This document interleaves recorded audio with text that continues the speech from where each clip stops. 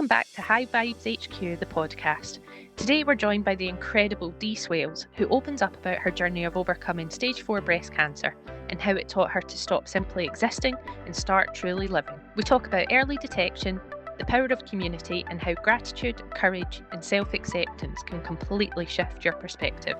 This one's real, raw, and heart-opening. Let's dive in. Hello and welcome, Dee. So good to have you here. Before we begin, we'd love to hear a bit about you and just, a little introduction. So I'm Dee. I am a PE teacher. I also went to school with Michelle. I am a keen sports person, and I have currently just beaten stage 4 breast cancer.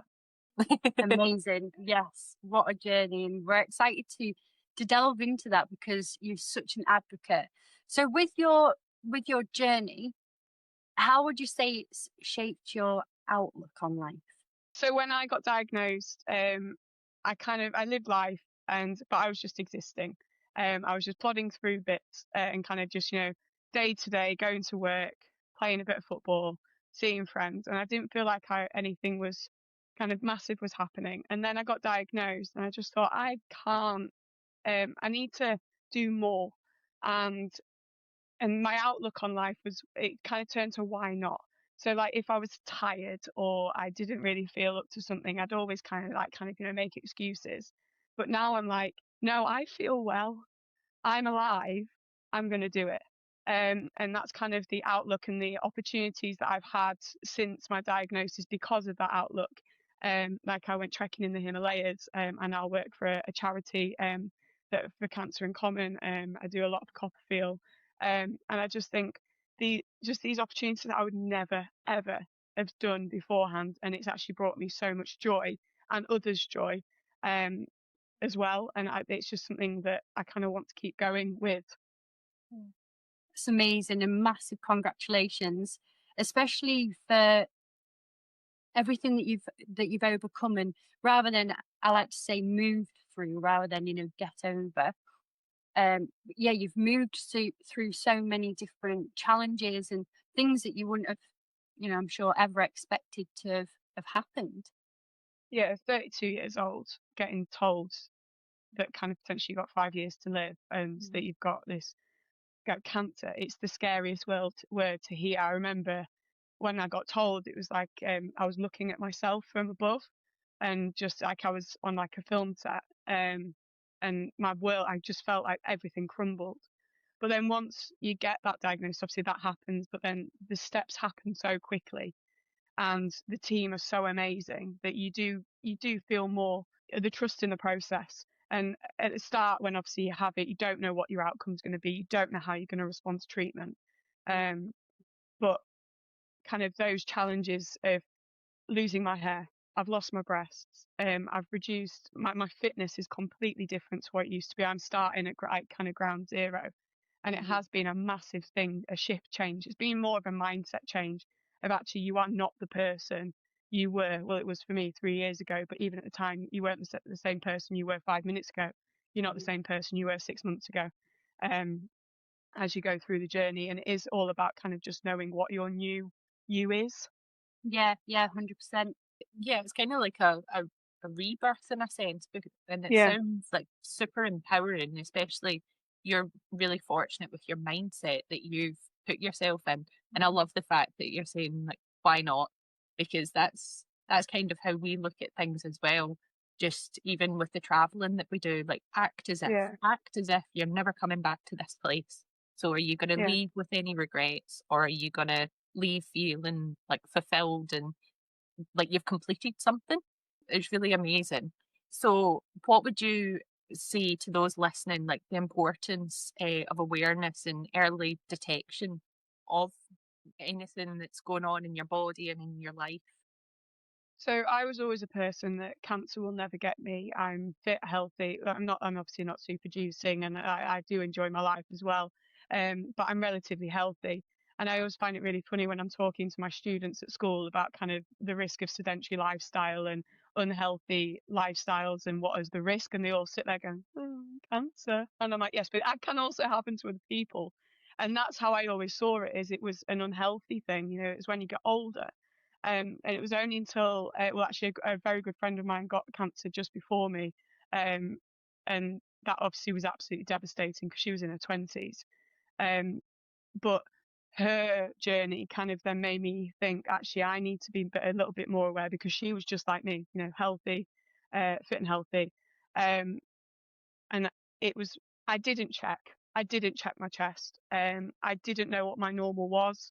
The only thing that I was bothered about was if my joints hurt or my muscles hurt after a game of football. That was my self-care.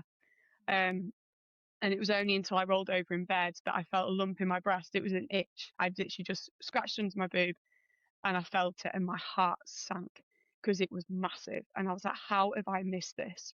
So obviously went straight to the doctors, but the chances of survival, I was lucky. Well, I am stage 4, but I call it entry level stage 4. So I wasn't kind of absolutely riddled with it. It was in my boob, in my lymph nodes, and then it had gone to one site in my vertebrae. So they always call it kind of a low tumor load, but still it was classed as incurable. So I am still classed as incurable. I'm still on treatment.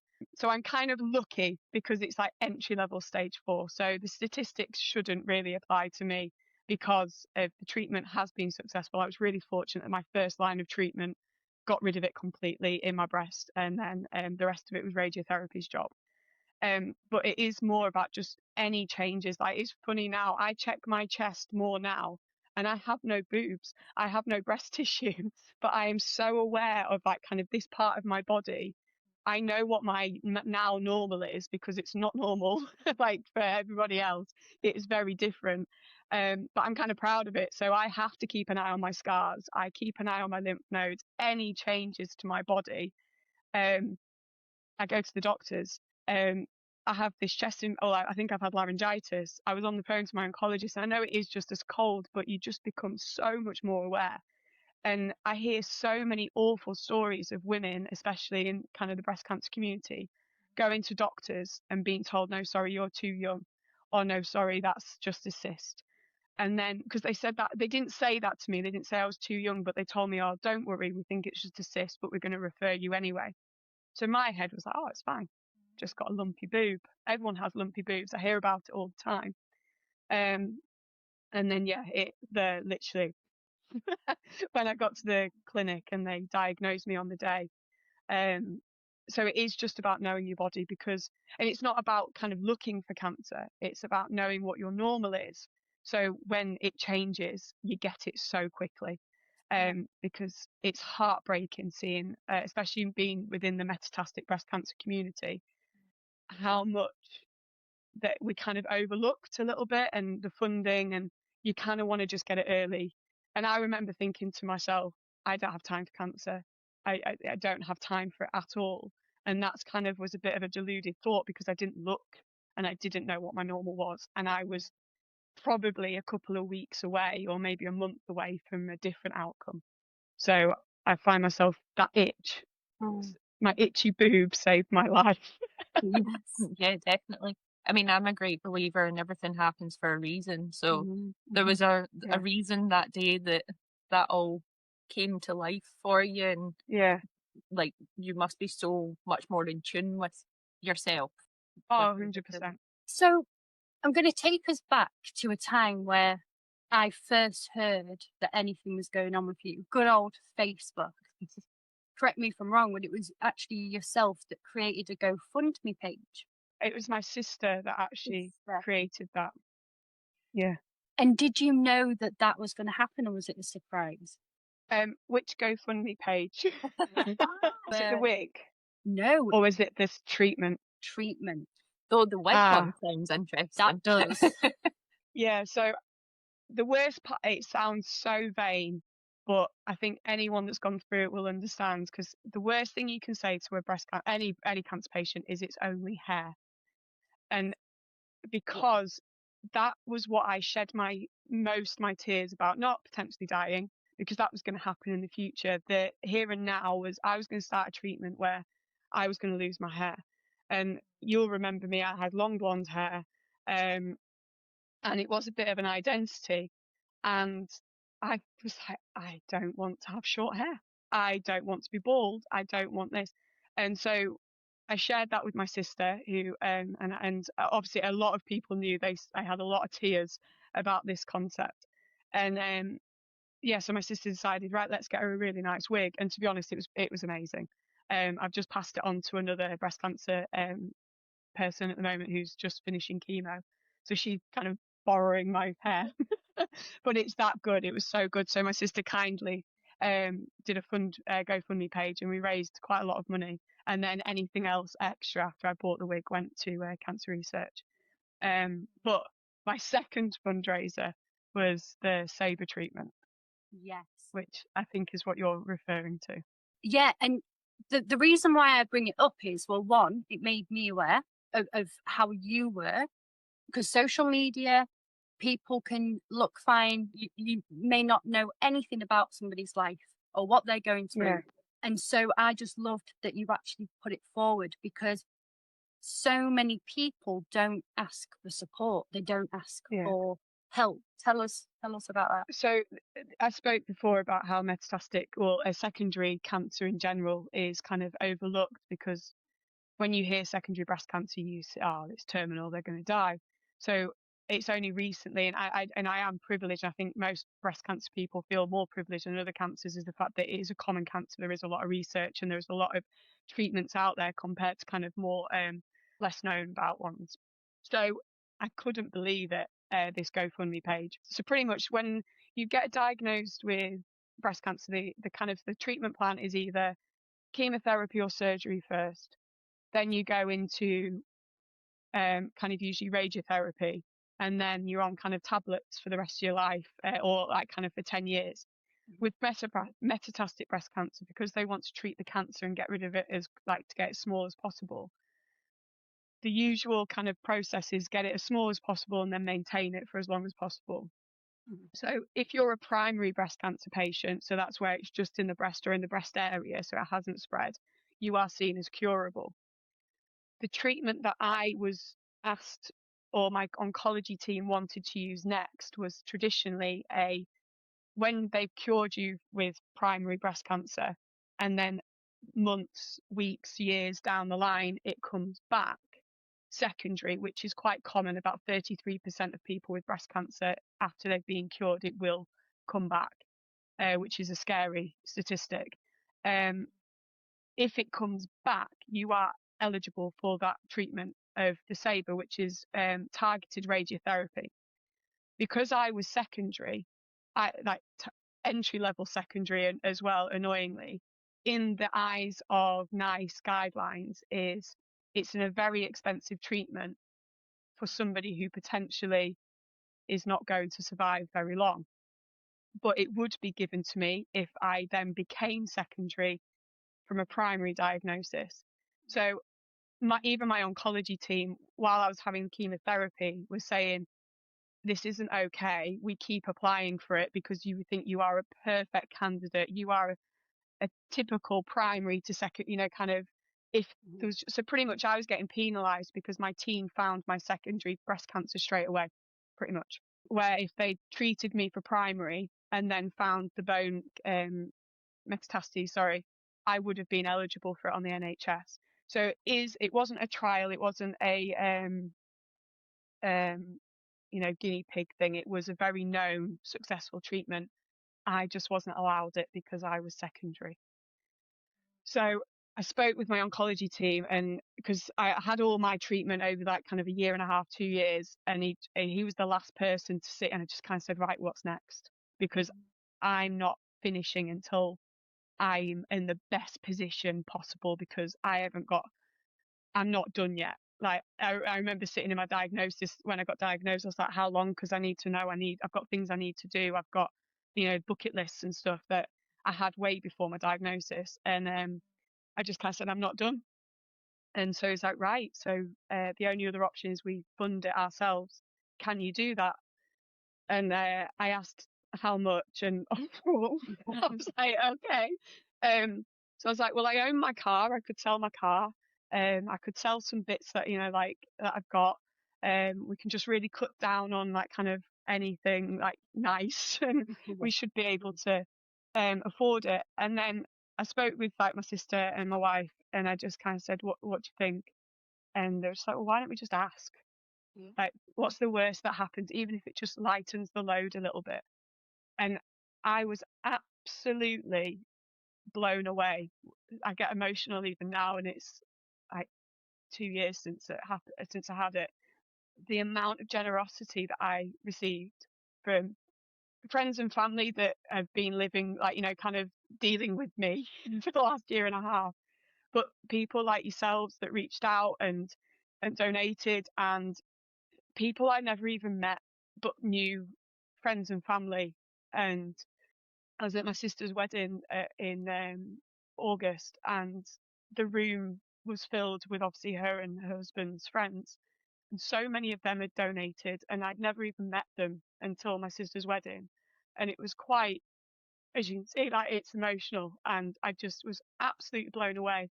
So I met my oncologist, I think it was on a Monday, and said, what's the next step? And he was like, well, let's see what GoFundMe does. And I had treatment the next day, and I was sat in, oncologists don't come up to the treatment rooms like unless like things really gone bad. And he was like, I'll come up and see you. And I was like, okay. So I was sat in the purple chair getting my treatment, because I had to have an injection every 3 weeks.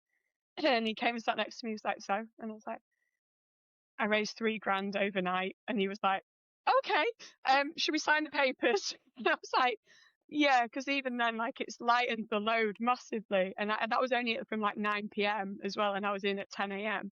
I was like, I've just raised $3,000. This is ridiculous. And then I think it was about 36 hours, I'd raised 11 grand. Wow. Yeah, I was just like, wow. And I think people felt it was like, it's not fair. She's got this opportunity to be in the position I'm in now, where I've got no evidence of the disease, and because I'm under the secondary bracket, I just don't tick a box, which unfortunately, as much as the NHS is a fantastic system and service, I think when you're in it, you realise it's downfall somewhere where it's the unjust. But again, we're very privileged to have it in the UK, because God, I look at how much even my 3 weekly injection costs, and I'm thinking, God, I'm a burden. I'm glad I pay my taxes. And the thing is, though, it's what you're making of it all now, Yeah. isn't it? Like, you're these people saw something in you, like a light in you and an opportunity in you, and you're fulfilling that, even if it's just for yourself and your family and your friends, or Yeah. even speaking to us now. It could be benefiting someone somewhere. It could be opening a door for them to go, that's something I should be doing. Like, I should be giving myself little checkups and things like that. Or it could be bringing that closure from them potentially having experienced it for themselves as well, and seeing that there is a positive thing that can come from it. So yeah, definitely. And It's I mean, like, we're getting our money's worth out of you now, so it's fine. like every single person that contributed saved my life pretty much, and it's extended it massively. And a friend of mine, obviously I'm in the cancer community now, so I have a lot of friends with cancer, and one of my friends has got lung cancer, and it's Lung Cancer Awareness Month next month, this month. It's November now, isn't it? And she went to her doctor and said, I want radiotherapy, I want this, I want that, because of my story. And so hopefully, she unfortunately is coming to the end of her treatment, which is breaking my heart. But she's surviving, and she's outliving statistics as well, because she's fighting, and she's saying, no, this isn't good enough, I want more.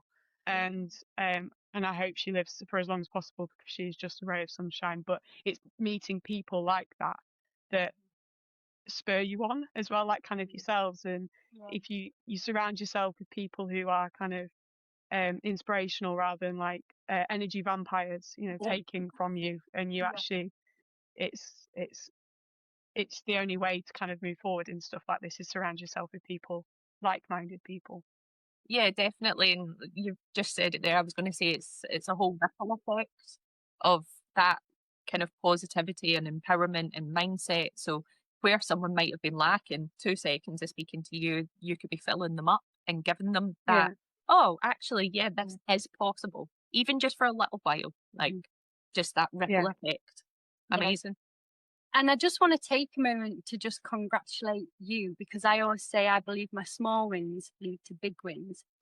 And what you're doing and how vulnerable you're being, some people could be avoiding that for life. You know, you've got a voice, you want to be heard, you're fighting, you're looking at all of the possibilities and opportunities. And especially in our line of work, coaching, so many people say this every day, you know, we're waiting to be happy, we're waiting to, we're just waiting, and like the why not and you living fully. I mean, when I think of you at school, first thing when I saw the GoFundMe, I thought, oh my gosh, Dee's only probably not even a year older than us.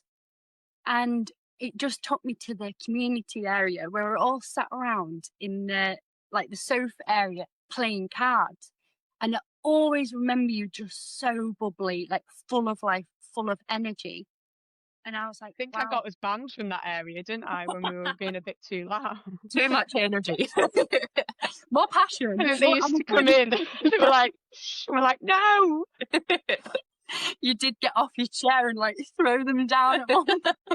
I love it. And that's the transition and the journey that I'd love to touch on next, of when you were trekking, for example, you haven't hidden anything. You know, you've really done such a beautiful journey on even the ice creams that you have, and the all the little, was it, I'm probably going to pronounce it wrong, Gyros. Like, all of the humour that you bring, like we noticed that, and we're like, do you know, Dee's just so amazing.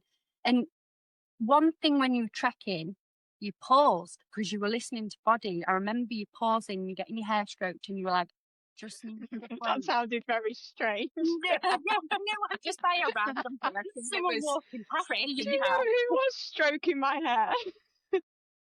Who? Did you see who was stroking my hair? It was Sarah Davies from Dragon 10. I knew it was someone with blonde hair. Yeah, that is amazing. So it makes it, and I wasn't taking a moment there. I'd crashed. all that energy I'd gotten, boom. But the thing is, though, even like, you know, say that was like full on, my energy's gone, I have no choice, I'm down kind of thing. One is that you get back up, but the second is, now, do you really stay in tune with your body? So like, rather than pushing past that kind of breaking point, do you actually go, my body is asking for rest or self-care, whatever that looks like, and then you pause? Do you pause more and actually relax? Yes. I learned that you have to. During chemotherapy, your body is poisoned. So you see, what, like anything on social media, is you only really see the good sides. And I did document the bad sides. I don't feel like I don't want to share it, because it wasn't as bad as I thought it was going to be. But there was times where I remember I was saying to Abby, my wife, I was fine in chemotherapy. Like I functioned. I walked the dog most days. And she was like, got a very short-term memory, Dee. There was some days I'd leave you on the sofa with like some water and some bits and like some snacks, and I'd come back and you were still in the same position. And I was like, oh yeah. Oh, those days, like, yeah, we don't remember those days, and I do feel like I remember what I want to. But you have to stop. And I remember my biggest advice to anyone that's going through treatment or anything really hard is to pick one thing a day that you're going to look forward to. And I do that now, is still, but obviously I can do multiple things, but I always, like, there's always one thing every day. What are you going to achieve? Is that getting in the shower? Is that walking to the shop? Is that walking your dog? Is that getting up and actually making a cup of tea? Have one thing that you are going to achieve, and it be a definite, but challenging potentially, depending on your circumstances. And then as you get stronger, it was like, kind of us as kind of normal, kind of functioning humans, it would be, oh, I could go for a dog walk in the morning, then I might go out for lunch with my friends, and then, oh, I'll cook tea tonight. And that'd be a normal day that you could function with. But it was okay to say, no, do you know what? Actually, I can't go for lunch because I need to walk the dog and I can't do that and I need to stop. So actually, can we do it tomorrow and that lunch date be a tomorrow thing? And, you just got to prioritize things. But in the bigger picture now, yes, I do step back and think, like, I haven't really looked after myself this holiday. I've had I think, laryngitis and an awful stinking cold, but I've wanted to do amazing things with my friends and family. So I am, like, I've got the repercussions of it extending. So I'm still not sounding amazing.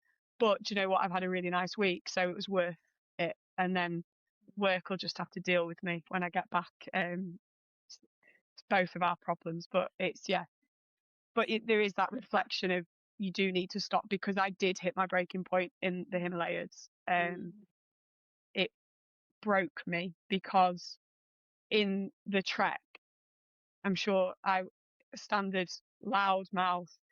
I think the PE teacher came out of me when people were struggling. I was shouting, not like aggressively, but encouraging. We were quoting Delia Smith's "Let's Be Having You." I brought tequila on the trek. I was a bit of a let's keep everyone going, because that's what I do as a job. Is you try and encourage 30 teenagers to want to play rugby in the middle of winter, like it's part of me. And it was funny, I was bouncing up the mountain and we got to the top and it was the last day. I was like, I feel really sick. I feel awful. And I hadn't eaten a lot because I'm not a big curry fan. Why I went to winter, I don't know. But I don't really like curry. So I was eating what I could and I was just running on empty. But the adrenaline was keeping me going. The people I was around were phenomenal.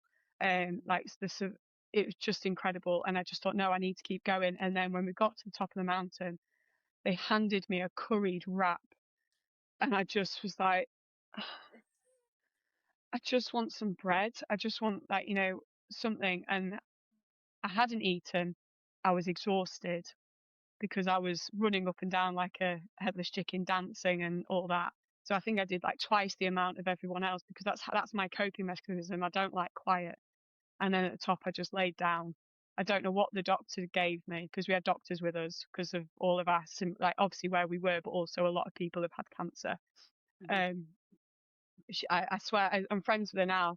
And I'm like, did you give me ecstasy? She was just like, no, we won't talk about what tablet I gave you, but it definitely sorted you out.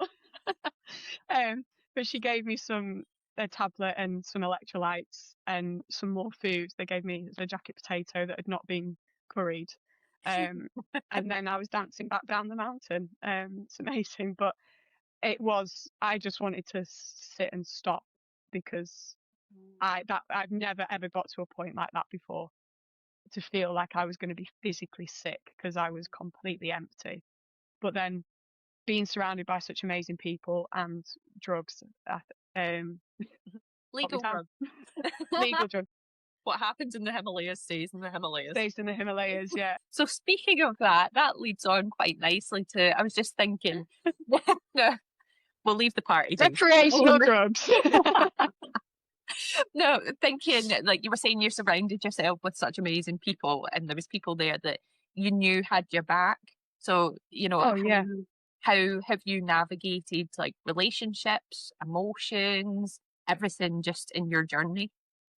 I think, and Michelle probably kind of agree with this. I think I never really suffered fools lightly at all. Before even my diagnosis, if I didn't like you or I didn't like your energy, I just avoided you, and I would quite happily surround myself with the people that I wanted to be. Hence why we had fun in the study room of our thing, because we're all like-minded people. And it was. I kind of always have been selfish with who I surround myself with. And I've always been privileged to have a choice as well. Like, with my teams that I've played with, my colleagues, my friends, I'm very fortunate to have, I'm very wealthy with relationships, because I hear a lot with people who go through things that they kind of see who really care and who don't, and that you can really kind of whittle down who your true friends are. I was really fortunate that majority of my friends stepped up, and I didn't have to whittle down. There's a couple that shocked me, but it turns out it was more of a defense mechanism for them because they were dealing with something and they couldn't deal with me as well. It was more of a, like, they had to, you know, support themselves. So they're obviously fine, like back in, you know, kind of normal now, but that did shock me, but I didn't know what they were going through. But relationships for me is what's got me through this diagnosis. My wife, Abby, is a worrywart. She worries about everything, but the support that she provided me, I couldn't have done it without her. She was my carer for like a year and a half, sporadically, whilst working full time as a teacher herself, and being very wary that she was bringing home germs from dirty children. But without her and like my sister and my kind of really close friends, I generally, it would be impossible. And then as I came out of like the tricky treatment, so more kind of functioning cancer treatment of radiotherapy and kind of surgery, where I wasn't as vulnerable, it was more just like what was happening to my body. That's when I reached out and I started looking into charities. So Cancer in Common, I'd admired from his Instagram and thought, this is for me. When I'm well enough, I'm going to get involved, and I did. Literally went down to London on a train on my own. My sister lives in London, so I had a bit of a safety blanket, but just went to an event in London with hundreds of people who had had cancer or have cancer, and it's more fun than you'd think. Of people, a room full of people with cancer, but being surrounded with people who get it, and now they're some of my like closest friends. I'm seeing them on Friday. I'm now an ambassador for the charity, so I run the Leeds events, trying to transport the amazingness, kind of amazing stuff they did in London, up in Leeds. So I'm on my third event there, and it's growing. So the first event had 15 people, then it went to 75 people, and now hopefully we're looking at, well, the sky's the limit. Yeah. But hopefully to provide, my aim is, because of what I got from Cancer in Common, my aim is to give that to other people a bit closer to home. Because I was happy to go down to London. Not a lot of people would do that. So it's just about providing that across the country. So there's a few of us, well, there's loads of us dotted around all over. There's an event happening today in Edinburgh. It's just a fantastic charity to be involved in. That is incredible. And yeah, massive congratulations. And we'll share this in the show notes as well. Any links and things we can spread that awareness on everywhere on socials as Thank well. you. And I just love how through everything you've kept your sense of humour. And I think that's when we think of like vibes and energy and attitude, you know, seeing your sexy socks and your sexy gowns. That's a highlight, you know, like Dee's getting treatment today, and I just never knew what you were going to post, and it was just brilliant. Did you plan on getting married before your diagnosis? Because obviously you got married. Well, you tell us, like, what was the kind of journey with that? Yeah, so we got engaged before COVID, and there was always a plan to get married. Standard with me, like going back, I was existing. It was a lot of money. We could go on holidays. What's the point in just having a big party? You know, like what I don't. It wasn't. I didn't value it. It was more like I want to do other things together first to spend that, because it's absolutely outrageous how expensive weddings are. And then we got to a point, we came out of COVID, and we were wanting to start a family, and we thought, well, let's get married, because that kind of, we haven't looked too much into it, so I don't want to give any false information, but I got the feeling that obviously when you're married you have more rights for the children and blah blah blah, so obviously it's being same sex. So I thought, right, we'll get married. So we, on the 24th of July 2022, we went to look around a venue, which was the one that we ended up picking. So that was 24th of July, and on the 27th of July, I got diagnosed. Holy. So it was like, well, we are going to get married, but when? So we booked it for the August the following year, and we actually hit the date that we booked. And all the way through the venue we used, and I am going to talk about them, the Wellbeing Farm in Bolton. We have no connection to Bolton at all. We loved the venue. It was away from both of our families, so everyone had to travel, which was a bad thing, but there was no favoritism. You know, it wasn't like, oh, go there or here. So it was like completely neutral. And so we booked the wedding on the 24th. We obviously let them know late July that what the situation was, and they said, that's fine, we'll hold the date. Just that unless we get a massive wedding that's going to like change our lives for the, like, you know, like we cannot say no, that date's yours. And you'll know what kind of the booking systems for weddings like, they want your money like this. So the 27th of July obviously was diagnosis. We told them around the end of July.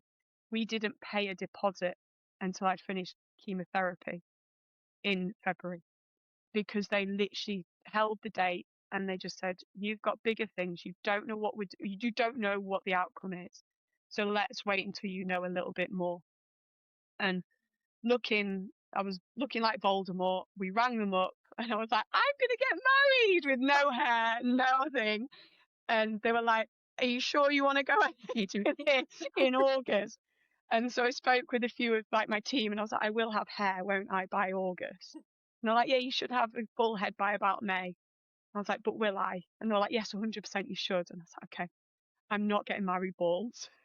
I will delay it for that. But I did have hair, and even looking back now, I thought I had the fullest hair ever, but actually it's changed completely again. But yeah, we got married, and we always had the intention. But I don't advise anybody to get cancer before getting married, but my God, it made it a hell of a lot more special. I've never cried so much since my diagnosis, but not because I'm sad, but just because I'm so overwhelmed and so happy. Like, I'm not a crier really until I either get angry or overwhelmed. And yeah, I just remember standing before I went out and I just thought, there are all these people in this room, and I wish I had the budget to invite everybody, but we kept it quite small. And I just thought, everybody in this room loves us so much, and it just made it even more special because of what we'd all gone through, or what I'd put everybody through. Well, like you say, you're rich with people, like, and that's something that money can't buy. Mm-hmm. So No, that's the most incredible thing, is, you know, having that structure and having those people that, you know, are there. You know, this is the first I've spoken to you, and at the end of the day, like, your experience hasn't become your identity. It's become like an No. addition to you. And that's the thing, like, a lot of people could lose their identity, and if anything, it's just strengthened who you are. Yeah, it's actually recently now, because people don't know about cancer, and I like that to continue to a point. I want people to be aware of it, but actually I don't want people to know too much. It's actually quite nice to speak to people who have had no experience and they have no understanding of it, because they've been privileged to not have to go through it with somebody. Even my close friends, when I used to sit down with them, and I loved how much they cared and I loved how much they wanted to know, but I felt for about 3 years, when I sat down with anybody, first question is, how are you doing? What's the next steps? What's happening?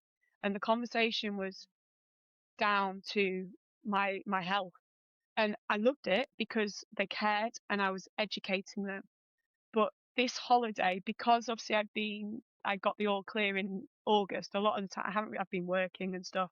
This full half term, I've seen so many friends and family, and not one person has asked me. They obviously asked me how I am, but they've not asked about my medical next steps. And I was just like, I've done it. It's not that they don't care, because I know they care, but either I've educated them enough and they're bored of hearing about it, or they have it's just normal now, and there's no next steps. It is just going riding the waves of my treatment every 3 weeks, and they have accepted that there's no more bumps in the road, and then it's just back to normal. And I was on the train with Abby last night coming up from London. I just went, no one asked, and it was so nice. And it's not because I don't want them to, like, please, like, that's not the thing, but I hope they kind of, I was just like, yeah, we've done it. You'd feel that sense of normality restored. Like Yeah, you are 100% you again. yeah, Like yeah, that. because like you said, it was an identity, and it is still, because of who I like, kind of the events I go to, and like, you know, kind of the stories that my story will always be told. And like, even when I go on holiday, I go topless, because why would I put a bikini on? I just look like a little boy trying to wear my mum's bikini. So I just go, and no tan lines. So there's always going to be conversations, but they're good ones. They're nice ones, and it's not like, oh, because you can just imagine what it was before, when everyone was like, oh God, she's gonna die. Seeing people's faces looking at you like you're going to die. Well, we're all gonna die. I just had a bit of a closer expiry date, but yeah, you just kind of, like the song "Live Life Like You're Dying" is honestly the best advice I can give anybody, because you just have the best time. And with that, I know that you shared a post on holiday. I think I saw a video of you like jumping into the pool, and you were saying about confidence. So for people maybe wanting more confidence, what would you say to that? I don't think you can ever. I don't know. I think confidence is a growth, and it comes. I've always been a confident person, but body